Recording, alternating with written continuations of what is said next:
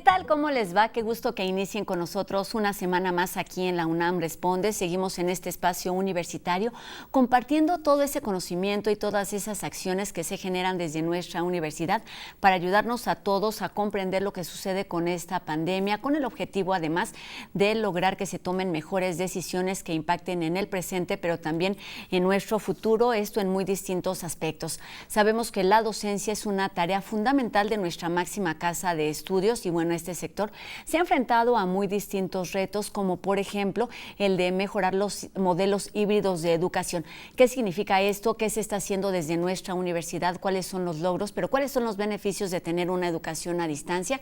De esto estaremos conversando con el coordinador de la CUAIED, que es la Coordinación de Universidad Abierta, Innovación Educativa y Educación a Distancia de nuestra universidad. Además, es lunes, tenemos recomendaciones para leer con Anel, tenemos nuestra dosis de humor y algunos otros reportajes que nos acercan a lo que sucede en otros temas aquí en nuestro país. Y comenzamos con un panorama de lo que ocurre en nuestro país, donde de acuerdo a las autoridades de salud se prevé que haya un aumento en el número de contagios durante las próximas semanas, lo que estaría significando pues una nueva ola de contagios o lo que se llaman los rebrotes, una situación que está afectando muy severamente a distintos países de Europa. Estaremos muy atentos a este tema, por supuesto, y comenzamos con las voces de lo que ocurre en nuestro país. Y les informo que la Ciudad de México sigue en semáforo naranja. Quiero compartirles la siguiente gráfica que muestra el número de camas ocupadas en la ciudad y como pueden ver, hay un ligero incremento en la última semana. Y no queremos que esta tendencia se mantenga. Hemos visto en otros países están nuevamente cerrando actividades y en tan solo 15 días se desbordaron los contagios. Y normalmente lo que tenemos es que esta brecha que se identifica los domingos va disminuyendo y es posible que cambie. Dado que estamos abriendo con una tendencia negativa menor de menos 1%, es muy probable que a finales de la semana esta tendencia se vea de incremento, que es un poco la señal que hemos anunciado mucho desde mayo sobre la posibilidad de un rebrote. Yo me cuido, guardo la sana distancia, eso es lo principal. Afortunadamente no he tenido síntomas desde el principio. Se ha mencionado que si hay tos, si hay calentura, si hay dolor de cuerpo, pues hay que asistir al médico y hacerse la prueba. Son como los síntomas básicos.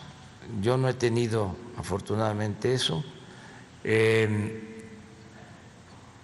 y me hago una prueba por lo general por semana para estar seguro, sobre todo para no contagiar a nadie. Por lo general me hago la prueba los martes. Además de las medidas de higiene y de distanciamiento que ya conocemos, es indispensable el uso de cubrebocas, como nos lo han hecho saber pues, los científicos y la comunidad universitaria, esto para evitar contagios, para evitar nuevos rebrotes, como está sucediendo, ya les decía, en distintos países de Europa. Solamente en Francia, en alrededor de 24 horas, se registraron más de 32,000 nuevos contagios. Veamos cuál es la situación en el resto del mundo a causa de COVID-19. Los casos globales de COVID-19 superan los 40 millones. Italia reporta 11.705 nuevos casos en las últimas 24 horas, un nuevo récord en el aumento de infecciones diarias.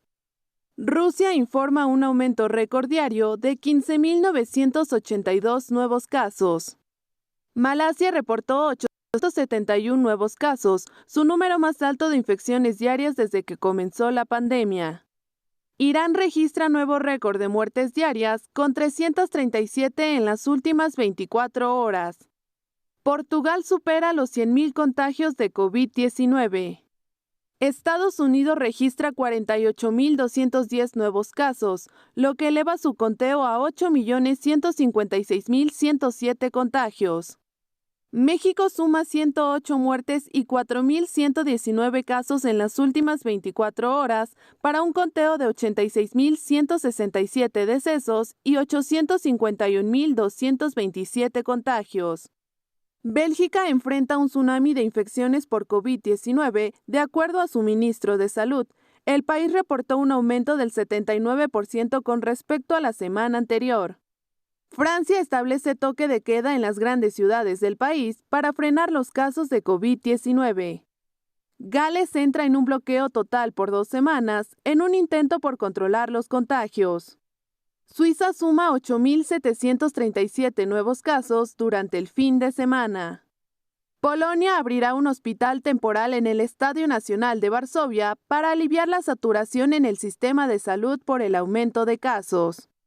Austria limita las reuniones a 6 personas en interiores y a 12 al aire libre, tras registrar 8,773 casos durante el fin de semana. Es nuestra responsabilidad mantenernos informados y actuar responsablemente. Acerquémonos a todos esos investigadores, médicos, científicos que están trabajando día con día para conocer lo que ocurre con el virus del SARS-CoV-2 y la enfermedad de COVID-19. Aquí, como todos los días, seguimos recibiendo sus dudas y sus comentarios, y el doctor Rosales nos ayuda a entenderlas, a resolverlas y a llevarlas a la práctica. Esta tarde nos habla de lo que sucede a través o a partir del consumo de la vitamina C. ¿Cómo está, doctor? Buenas tardes. Buenas tardes, Rosa. Qué bueno que sigue con nosotros en la UNAM Responde. Nuestro público pregunta, ¿es verdad que si tomo grandes cantidades de vitamina C puedo prevenir la COVID-19? No, eso no es cierto. La vitamina C no lo va a ayudar a prevenir una infección con el coronavirus. Es más, la vitamina C no ayuda a prevenir ni siquiera el resfriado común. Aunque parece que ayuda, en caso de infectarse con un resfriado, a que éste sea más ligero. Lo que sí es importante es que la vitamina C es esencial para muchas funciones del cuerpo humano, incluyendo un buen sistema inmunológico. La vitamina C es un antioxidante que ayuda a eliminar los llamados radicales libres que dañan nuestros tejidos y ayuda a sintetizar otras sustancias importantes como hormonas y como la colágena de nuestra piel. Tomar muchas cantidades en exceso de vitamina C no le va a ayudar, pero sí es importante incluir la vitamina C en nuestra dieta. Una cantidad moderada de vitamina C diariamente es muy importante para tener una buena salud y así mejorar nuestro sistema inmunológico. La mejor forma de hacerlo es consumir frutas, cítricos, donde se encuentra la vitamina C. Entonces, ¿sí?, llevar una dieta balanceada es lo mejor para protegernos contra una posible infección. Gracias. Regresamos con Rosa al estudio de TV UNAM. Gracias, doctor. Seguimos aquí, es momento de nuestra entrevista y bueno, sabemos que la educación abierta, la educación a distancia, en estos momentos en nuestro país no es solamente una posibilidad, sino es una herramienta, una alternativa real que satisface muchísimas necesidades de los niños y jóvenes en formación. Para conocer lo que ha sucedido en nuestra universidad con respecto a este tema, donde ya se tiene una larga trayectoria sobre este tipo de educación, es importante que conozcamos cuáles son los retos con esta pandemia, cuáles son las alternativas y también cuáles son los beneficios de este tipo de educación. Para ello, saludamos al doctor Melchor Sánchez Mendiola, quien es el coordinador de Universidad Abierta, Innovación Educativa y Educación a Distancia, la UAED. ¿Cómo estás, Melchor? Buenas tardes. Un gusto saludarte en este espacio universitario. Muy bien, Rosa, pues aquí a la orden.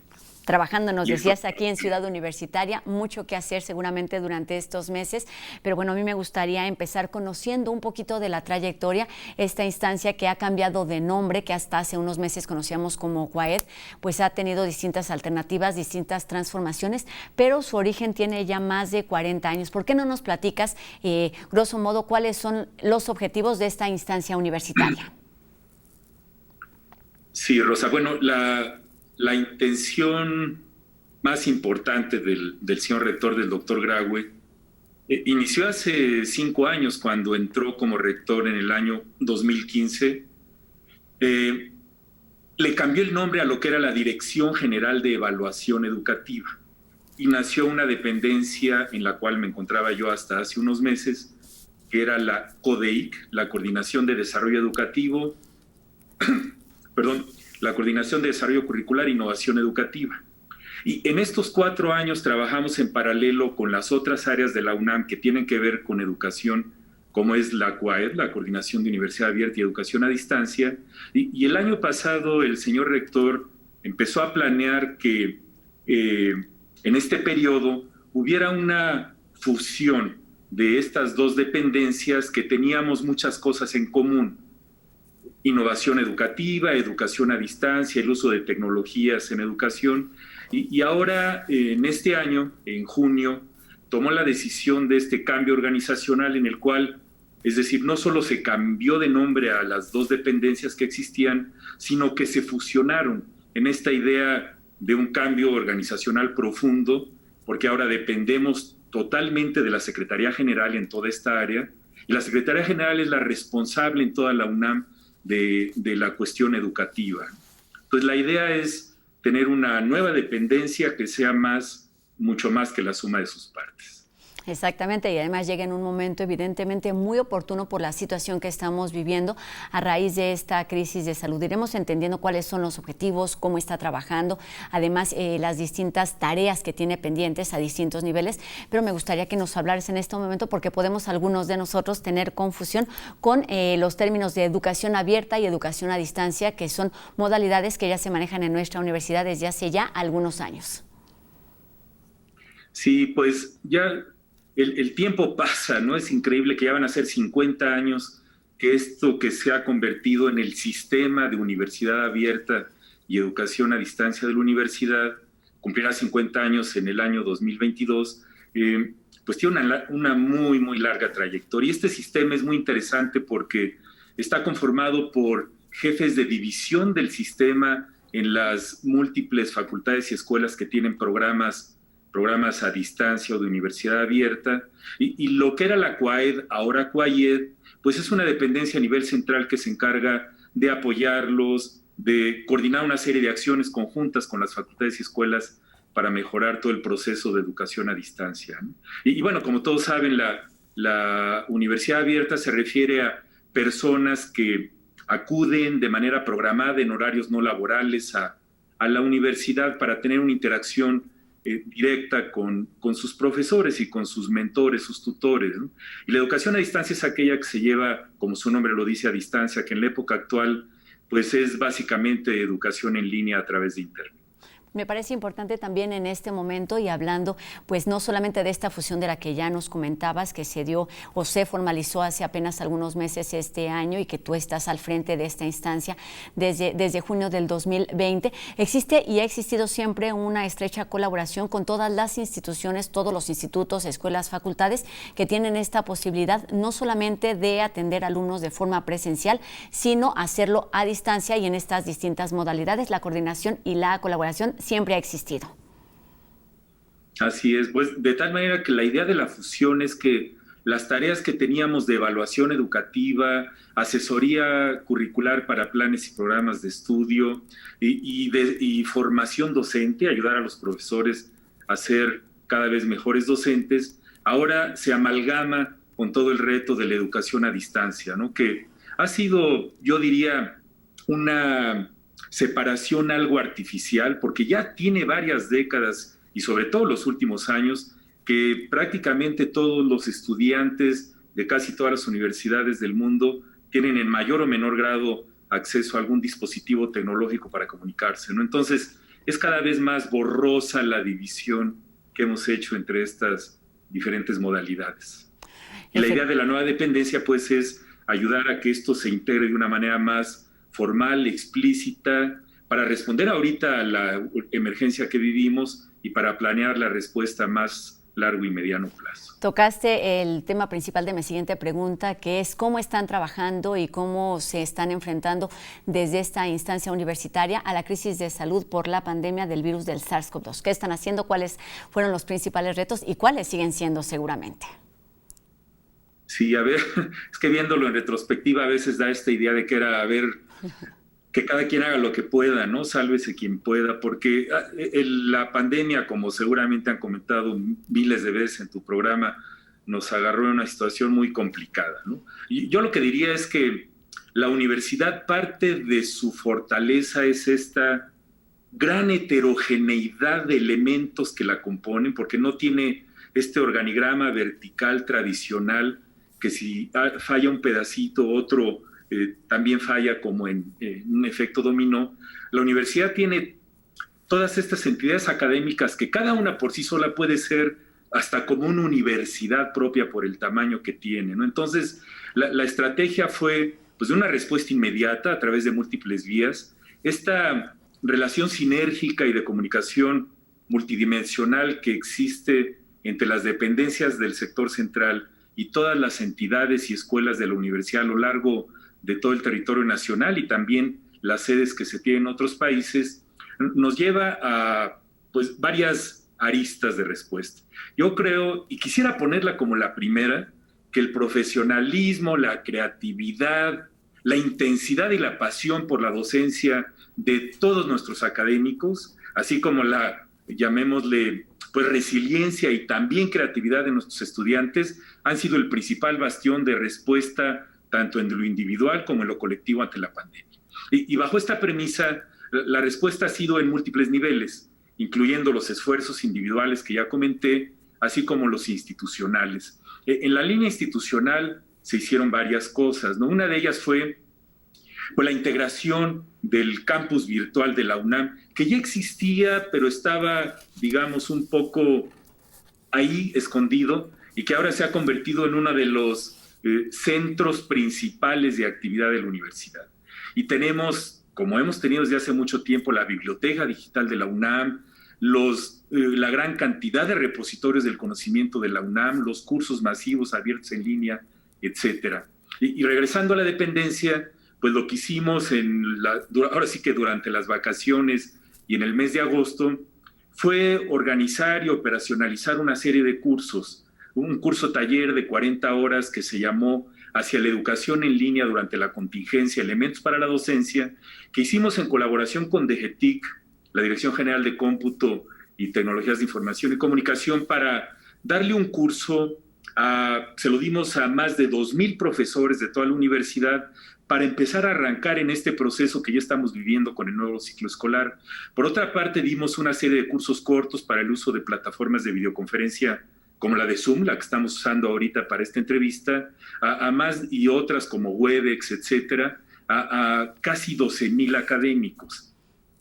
Y en este tiempo integramos también esto que se llama Curso Masivo Abierto en Línea, o MOOC, M-O-O-C por sus siglas en inglés, de cursos en línea modelos para armar. Nos inspiramos, la doctora Lupita Vadillo y su equipo del Bachillerato a Distancia, en la novela del escritor Julio Cortázar de 62 Modelo para Armar, en el sentido de que no es tanto los capítulos y que puede uno brincar a un lado a otro de los segmentos narrativos separados en algo. Entonces, este curso ya está disponible desde fines de agosto para todo el mundo, y este curso no es nada más para profesores de la UNAM, es cualquier persona de cualquier lugar del planeta con acceso a la red lo puede tomar, son 20 horas autogestivas y todo el material está ahí. Y en este mes hemos continuado diseñando y cooperando en cursos de actividades para continuar en este difícil camino que estamos transcurriendo. Y agregaría que además de todo esto, cada escuela, cada facultad, cada centro y cada instituto se ha volcado en hacer todo lo que esté en sus manos para apoyar a sus profesores y estudiantes. Exactamente, solamente que algunas instancias quizá tengan un poquito más de experiencia por los antecedentes que ya tenían y que no necesariamente se dio de un día para otro con esta pandemia que, como bien dices, pues nos tomó por sorpresa en muchos sentidos y a muchísimos niveles. Nos hablas de esta importancia que tiene la formación docente para esta instancia universitaria, nos hablas de alrededor de 2,000 maestros, pero me gustaría que nos hablaras de la comunidad universitaria, quiénes son los estudiantes, cuál es la oferta a la que pueden tener acceso, cómo está conformado, cuándo empieza o cuándo empezó más bien su ciclo escolar. ¿De qué estamos hablando? Platícanos de la comunidad Cuayet. Sí, bueno, la comunidad Cuayet somos ahorita más de 270 personas que incluyen personas expertas en pedagogía, en diseño instruccional, en psicología educativa y en diferentes ramas de la ciencia, en ciencias de la computación, etcétera, que trabajamos en concierto en diferentes proyectos de apoyo a las facultades y escuelas de toda la universidad, ¿no? Entonces, como saben, la universidad tiene más de 350,000 estudiantes y más de 41,000 docentes, y toda la interacción que ocurre entre ellos, pues, es, por decirlo de alguna manera, fluida, ¿no? Y dinámica. Todos los días surgen nuevas iniciativas y existen, sobre todo este curso masivo en línea, por ejemplo, que comenté, que se puede iniciar en cualquier momento, es parte de las bondades de este tipo de modelos, que se puede iniciar en cualquier momento este tipo de actividades, ¿no?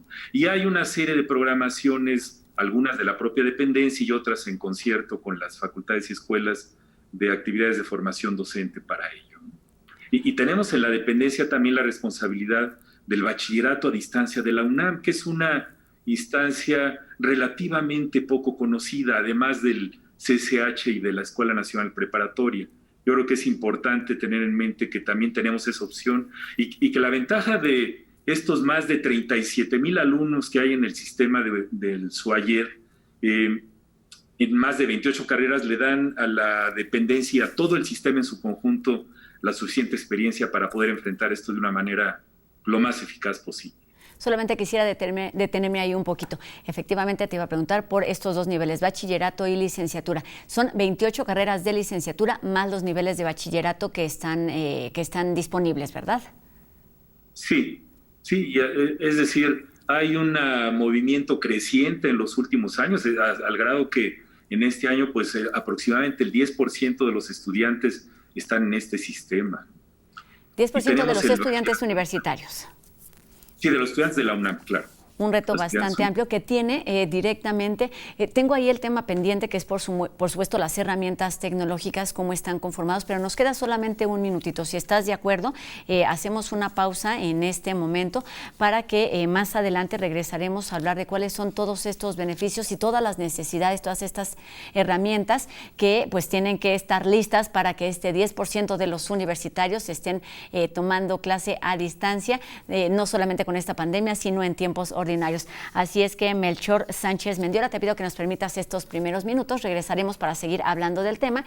Y a ustedes también los invito a que sigan con nosotros después de la pausa. Tenemos nuestras recomendaciones literarias, nuestra dosis de humor y algunos otros reportajes. Quédense con nosotros aquí en La UNAM Responde.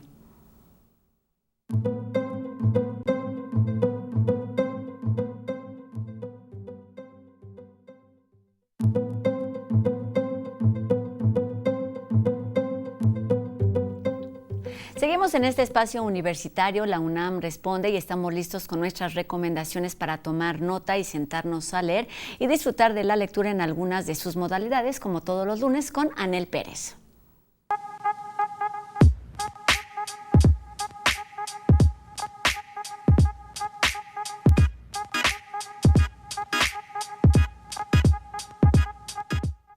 Hola, esto es Si leo, no me encierro, un espacio para la literatura y el fomento a la lectura. Para celebrar a Louise Gluck, recién ganadora del Premio Nobel de Literatura de este año, Periódico de Poesía ha subido un adelanto del ensayo El jardín de Louise Gluck, que la poeta y traductora argentina María Negroni publicará en un libro que tendremos muy próximamente titulado La palabra insumisa. Gluck, dice Negroni, es singular. Sus poemas eligen un equilibrio extraño entre la confesión y lo intelectual.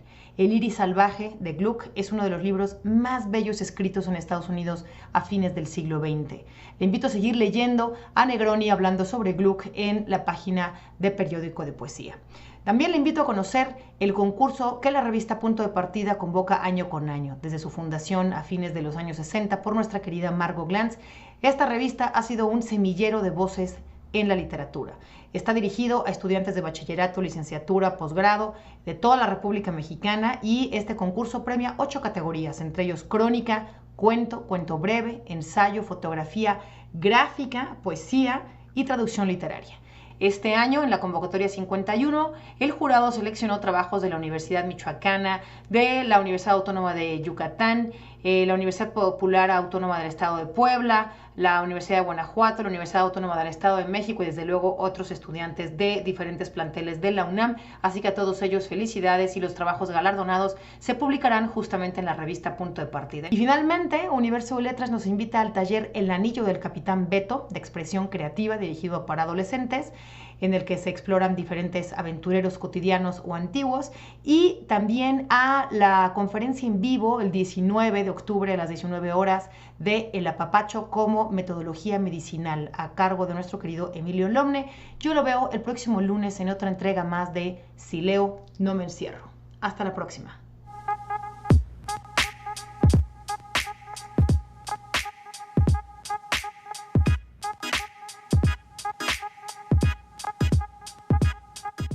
Varias opciones para aprovechar durante los siguientes días hasta que el próximo lunes nos volvamos a encontrar con Anel. Y bueno, seguimos aquí en este espacio. Hemos hablado de que el sector laboral ha sido uno de los más afectados precisamente a causa de esta pandemia.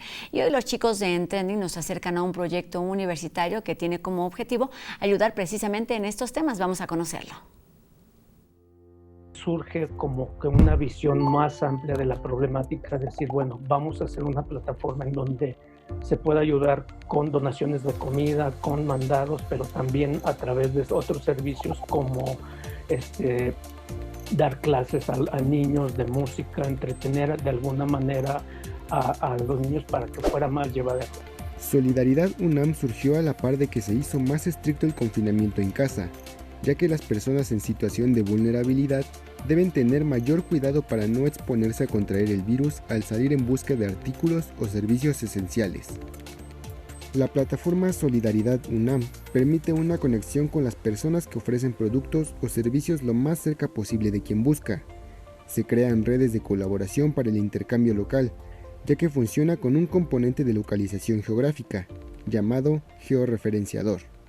Surgieron conceptos en estos momentos como el consumo solidario, el consumo local, compra cerca de tu casa, ayuda a la gente que está cerca, ¿no? Tuvimos ahí que desarrollar una parte tecnológica en donde un sistema georreferencia la ayuda y las necesidades y solo presenta cuando yo solicito algo solo me presenta los donantes que están cerca de mí. Las personas ofrecen artículos o servicios en la plataforma, ya sea con remuneración económica o intercambio de productos.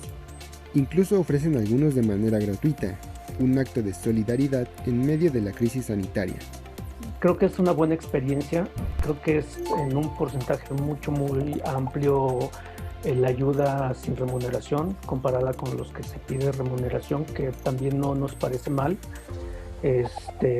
Pero yo diría que un 95% es totalmente altruista, la ayuda que se ofrece, y en un 5% muy pocas explorando las solicitudes que hay,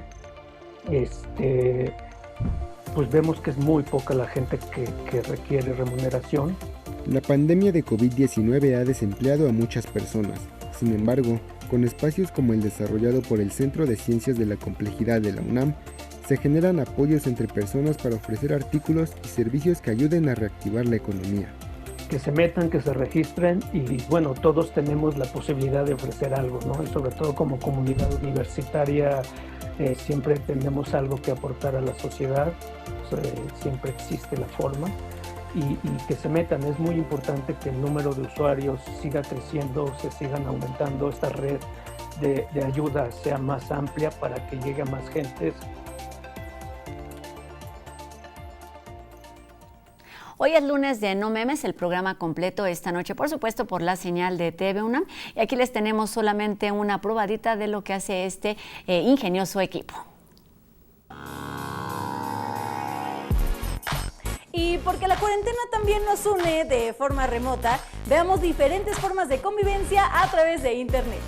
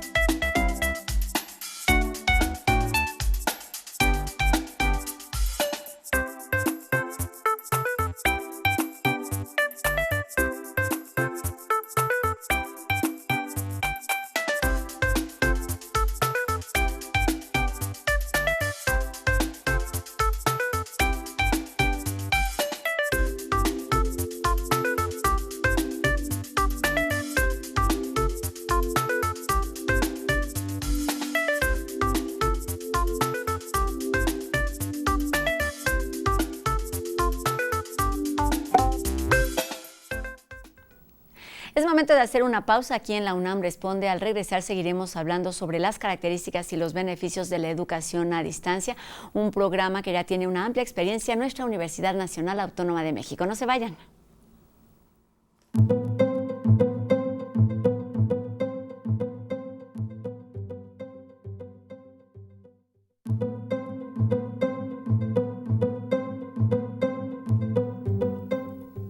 Estamos de regreso en la UNAM Responde y listos para seguir conversando sobre lo que ocurre con la CUAIED. Retomamos nuestra conversación con el doctor Melchor Sánchez Mendiola, quien es el coordinador de Universidad Abierta, Innovación Educativa y Educación a Distancia. Y bueno, hicimos una pausa para ver todas estas notas, pero por supuesto nos quedó ahí un tema muy pendiente que tiene que ver con las herramientas tecnológicas necesarias que permiten que toda esta comunidad esté conectada a la distancia. Melchor.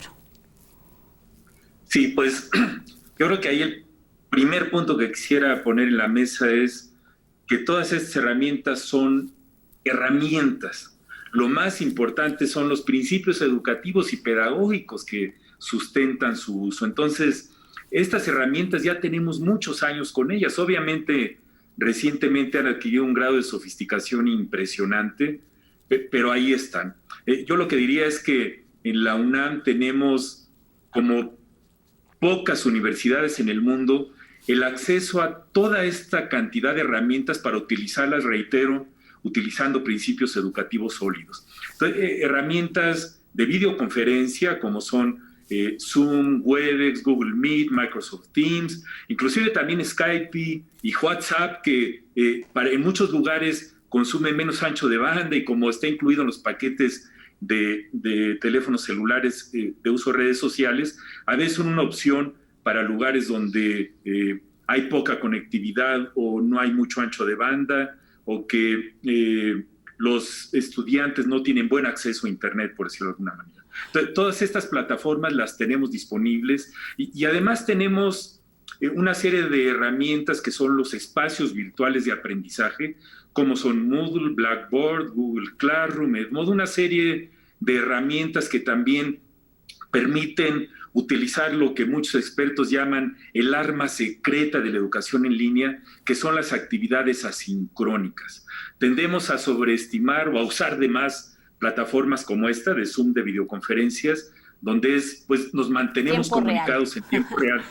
Pero la otra cuestión asincrónica que permite pensar, reflexionar, escribir las ideas, es algo que tendemos a hablar poco, pero es tal vez la parte más importante de la educación en línea. Antes de pasar a este tema, que en donde nos detendremos obviamente un ratito, me gustaría que nos hablaras cuál es el alcance. Hablas de precisamente dónde son estas zonas donde hay mayor posibilidad de tener acceso a estas herramientas. ¿Cuál es el alcance, digamos, hasta dónde tienen estudiantes? ¿Solamente en nuestro país? ¿Hay más allá de nuestras fronteras? ¿En zonas rurales, zonas urbanas? ¿Cuál es el conocimiento de esta comunidad que está ahí afuera? Pues nos topamos con la realidad de que no hemos hecho nuestra tarea las últimas décadas, ¿no? Por más que declaremos, y es importante declarar derechos constitucionales, las cosas como la salud, la educación y el acceso a Internet, que en nuestro país es un derecho constitucional, pues deben de ir acompañados de todo lo que implica, que en términos de conectividad se requiere, pues que ahora sí que toda la sociedad, todos los niveles de gobierno, la sociedad civil organizada, traten de que esto le llegue a la mayor parte de la población. Yo nada más diría, ¿qué tanto podemos aguantar sin comer? Pues un buen tiempo, ¿no? Sin agua tal vez menos, sin aire muy poquito tiempo. ¿Qué tanto podemos aguantar sin Internet?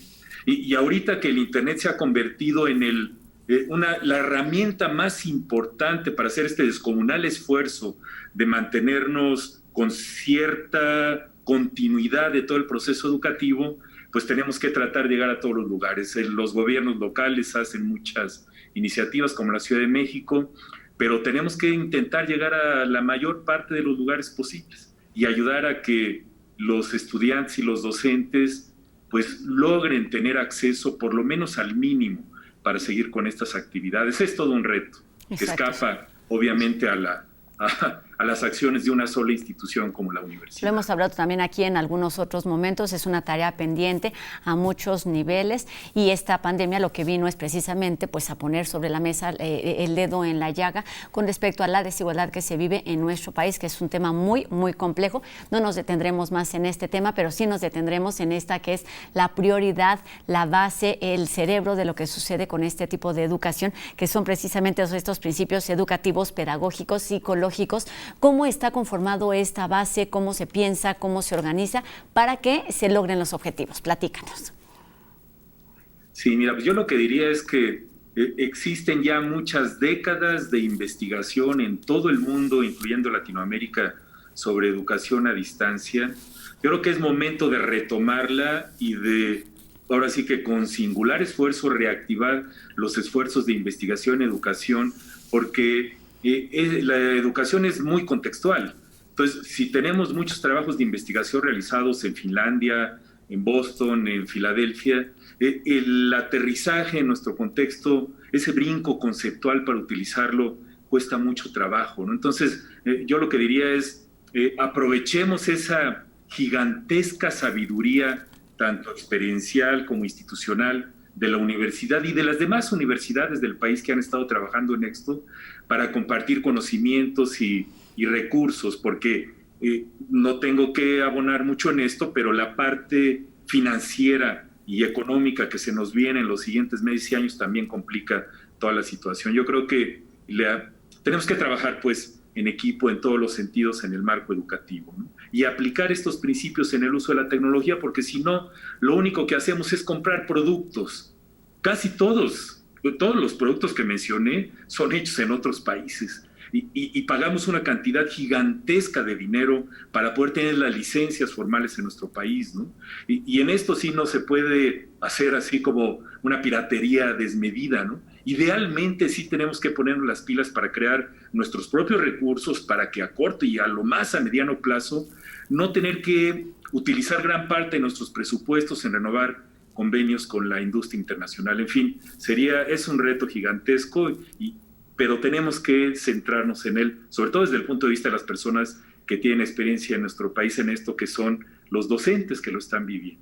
Exactamente, los docentes por supuesto están en el centro de esta discusión y deben estar ahí, pero hablamos, me parece, y que es importante también mencionarlo, de una colaboración multidisciplinaria que se debe considerar para tener como objetivos más claros y que estos se vayan cumpliendo.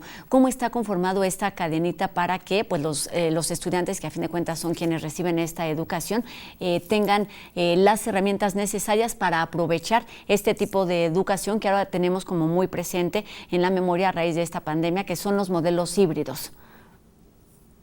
Sí, mira, pues yo sí diferenciaría un poquito el uso tendemos a usar la palabra modelo de manera muy indiscriminada. Yo diferenciaría modelo de modalidad, porque en la parte académica el modelo se refiere más bien como a una representación de la realidad, ¿no? Esta cosa como del paradigma en donde nos movemos. Un ejemplo de modelo puede ser la educación centrada en el estudiante. En cambio, modalidad se refiere nada más a de qué manera o qué modalidad de entrega o de intercambio de información ocurre. Y esta modalidad puede ser totalmente presencial, física, cara a cara, o puede ser totalmente en línea o a distancia. Y aquí es donde entra el fascinante concepto de la educación híbrida, que yo creo que para allá es donde va la educación en general en todo el mundo. Nos hemos tapado los ojos en los últimos años para integrarla, pero ya llegó el momento. Yo lo que diría es que educación híbrida en esta modalidad implica diferentes matices y niveles de combinación de algo de presencialidad física con algo de educación mediada por tecnología o utilizando los recursos tecnológicos. Y en esto hay diferentes versiones, hay más de una veintena de combinaciones diferentes que se pueden hacer y meter en esta canasta gigante de lo híbrido. Lo híbrido o mezclado o blended se refiere a que hay diferencias aquí obviamente entre diferentes corrientes académicas, pero se refiere a combinar lo presencial cara a cara, donde hay un ser humano al mismo tiempo y en el mismo espacio físico con otro, y la otra cuestión de utilizar la tecnología.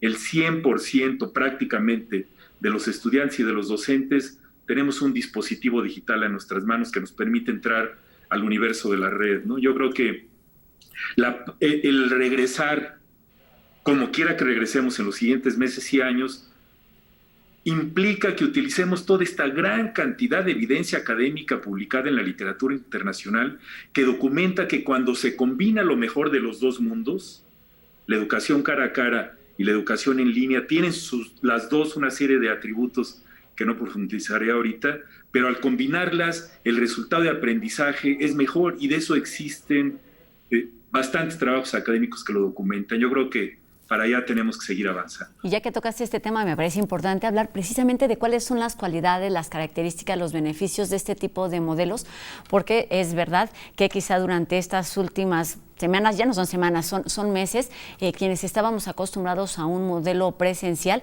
pues nos ha costado quizá un poquito de trabajo migrar, porque creemos que no es lo mismo, que no se obtienen, los mismos resultados, y ustedes con la experiencia que se tiene en nuestra universidad de, como nos decía, ya casi 5 décadas, por supuesto la experiencia y los argumentos son otros. Platícanos de estas cualidades. Sí, mira, pues es que la educación, en los orígenes de la educación a distancia, obviamente está dirigida a una población que no acude físicamente al campus de la universidad, como puede ser la educación por correspondencia, o la educación que utilizábamos antes enviando disquetes o discos, ¿no? Actualmente, básicamente, toda la educación mediada por tecnología ya es a través de la red. Tiene la ventaja de que siempre está disponible, tiene la ventaja de que usándola bien, y eso hay que poner bien los puntos sobre las IES, si esto se hace bien, algunos docentes o expertos en educación en línea dicen que lo que hemos vivido en el último semestre, más que educación en línea, fue educación remota de emergencia o escolarización remota de emergencia, en el sentido de que hubo un gran componente de improvisación. Esto que decía hace rato, sálvese quien puede y hágale como puedas.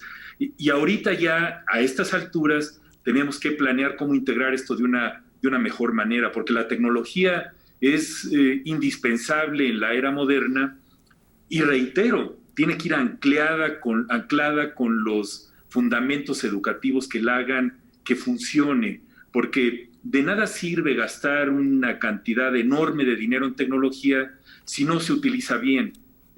La cuestión de sí se requieren las tabletas, sí se requieren las internet, pero se requiere que los docentes sepamos utilizarlas de la mejor manera, ¿no? Yo creo que el reto que implica este brinco de la educación remota de emergencia a la nueva realidad que tenemos que aceptar en este ciclo escolar y los que vienen, es que tenemos que desarrollar las habilidades necesarias para mezclar, como dije, lo mejor de los dos mundos. Está La experiencia de la universidad en términos de la calidad de los egresados en los dos sistemas habla por sí sola. El diploma, el título que se le da a los egresados de las carreras abiertas o a distancia es el mismo que se les da a los de las carreras presenciales cara a cara. Y eso tiene un mensaje simbólico muy importante.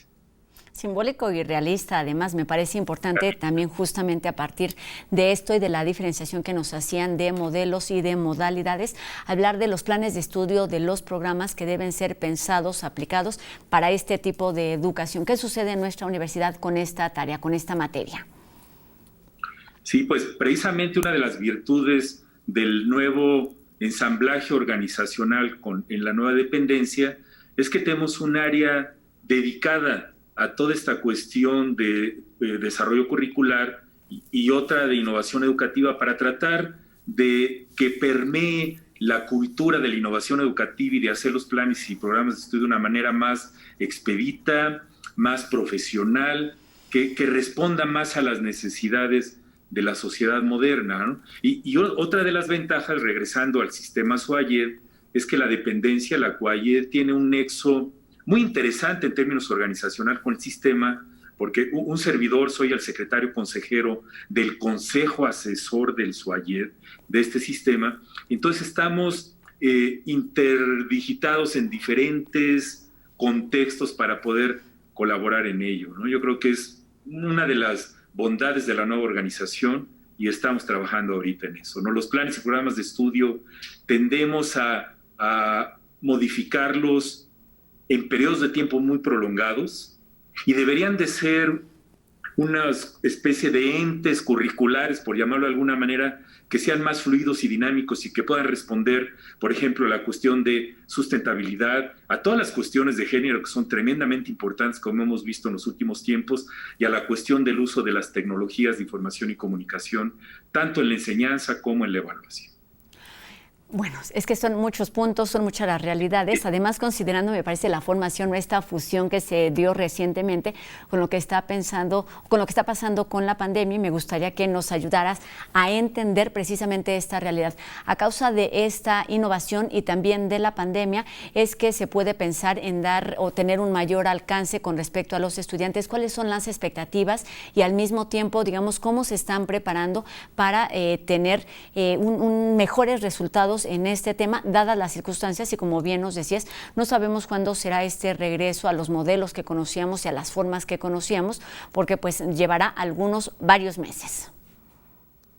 Sí, pues yo lo que diría es que estamos ahorita inmersos en toda la cuestión de esta administración que inició el año pasado el señor rector, donde tenemos ya un plan de desarrollo institucional que tiene una serie de programas y de tareas y que está alineada en paralelo con una situación tan cambiante, dinámica e incierta como la situación de la pandemia y su efecto pues tan complejo en todos los aspectos de la vida de tanto de docentes, estudiantes, familias, etcétera, ¿no? Entonces estamos en esta etapa de retomar el ciclo escolar que tiene sus retos enormes, uno de los cuales fue, por ejemplo, el realizar el examen de ingreso a la universidad en forma presencial, que discutimos ampliamente también en otros foros, y tratar de integrar toda esta regreso a la sabiduría colectiva institucional, de que interactuemos de una manera lo más organizada posible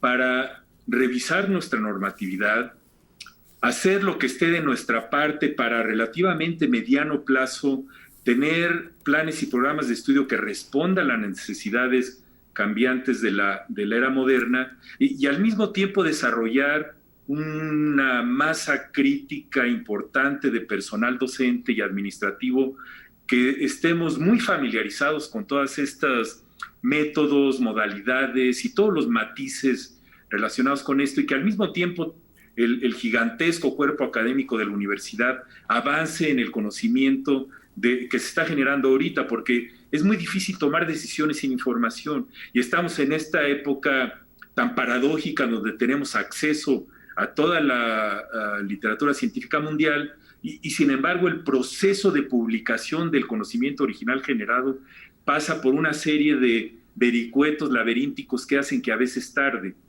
en llegarle a la sociedad. Entonces estamos en ese proceso, desarrollando cursos de formación docente, una gran cantidad de adaptaciones de la metodología y de las tecnologías para aplicarlas en la vida real en nuestras facultades y escuelas, y colaborando con las escuelas y entidades académicas para que la educación trascienda como una sola cosa y que esta división artificial que comenté anteriormente de la en línea versus presencial, que tiene una historia normativa, usos y costumbres, etcétera, se convierta, por lo menos desde el punto de vista interno de la percepción de las personas, en que el aprendizaje ocurre al interior del individuo y que le llega por diferentes fuentes. Y ahorita no podemos evadir el gigantesco rol de la tecnología que tiene en este contexto. Exactamente, suena muy complejo y seguramente lo es, pero pues nuestra universidad, a través de todas estas instancias y con toda esta experiencia,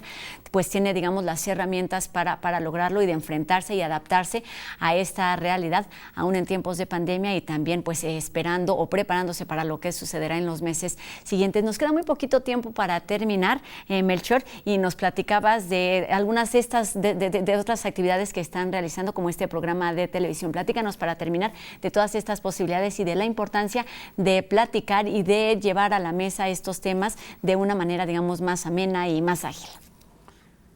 Pues uno de los grandes retos es la percepción social, que en cierto sentido es cierto sesgo o prejuicio de que la educación abierta y a distancia es de menor calidad y no es la primera opción de las personas.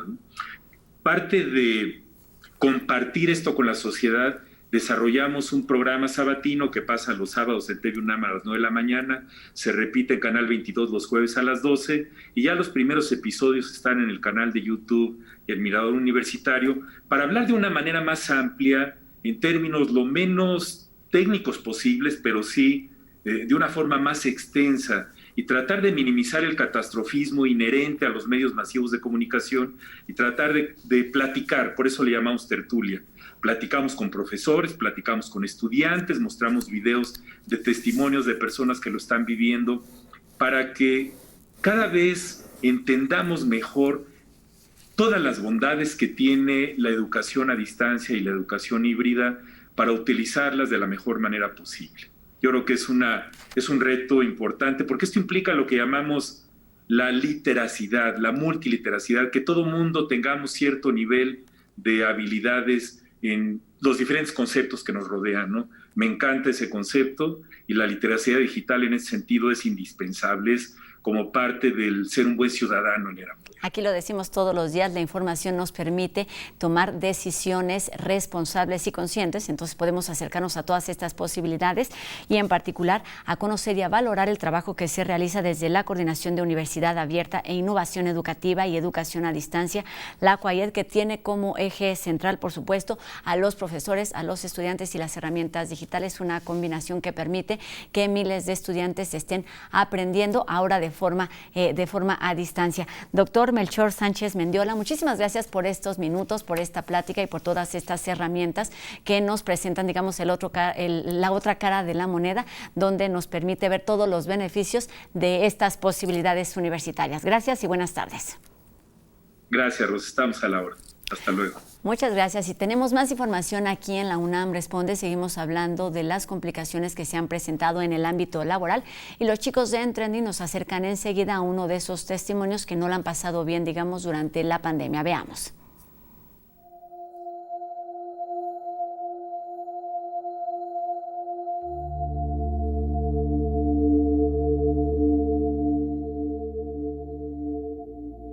Soy Raúl Zamora.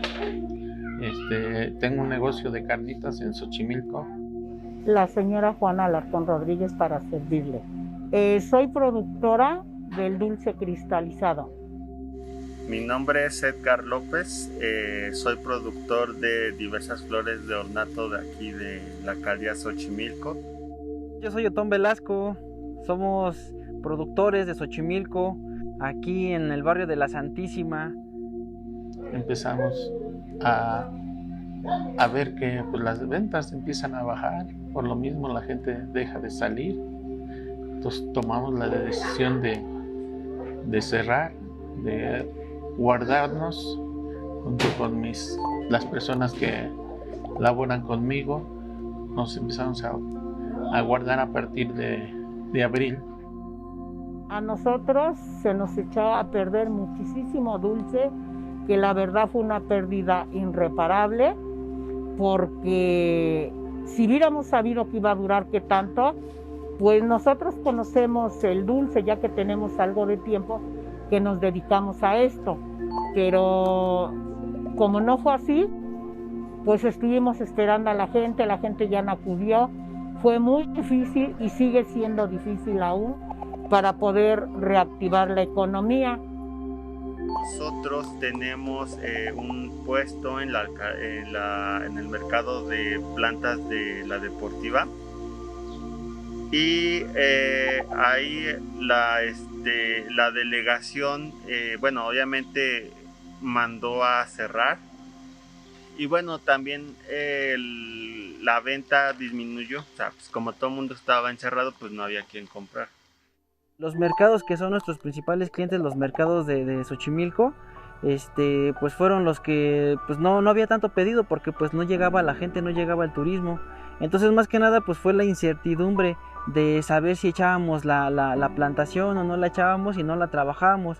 La realidad es que debe de haber trabajo porque aquí no podemos parar. Ya está habiendo cierta apertura, cierta reactivación. Por suerte coincide con la temporada del cempasúchil y esperemos que mejore con la temporada de la Nochebuena. Ahorita que va a iniciar pues la costumbre, la tradición de poner la ofrenda, estamos trabajando mucho camote achicalado, calabaza en tacha. No vamos a trabajar como cada año, pero sí vamos a hacer poco. Estamos viviendo una etapa difícil porque hemos vivido otras y hemos salido adelante trabajando. Es así como de manera optimista y esperanzados en que mejores tiempos están por venir, la gente de Xochimilco busca recuperarse de la crisis generada por la pandemia. Como ellos, muchos comerciantes y trabajadores en distintas partes del país luchan diariamente para sacar adelante sus comercios y fuente de ingresos. Ayudemos a que suceda, consumamos lo local, no olvidemos nuestras tradiciones y además fortalecemos estas pequeñas economías. Y con esto terminamos un programa más de la UNAM Responde. Gracias a todos los que nos ven y a los que lo hacen posible. Recuerden, tenemos una cita mañana completamente en vivo a las 2:30 de la tarde por TV UNAM. Adiós.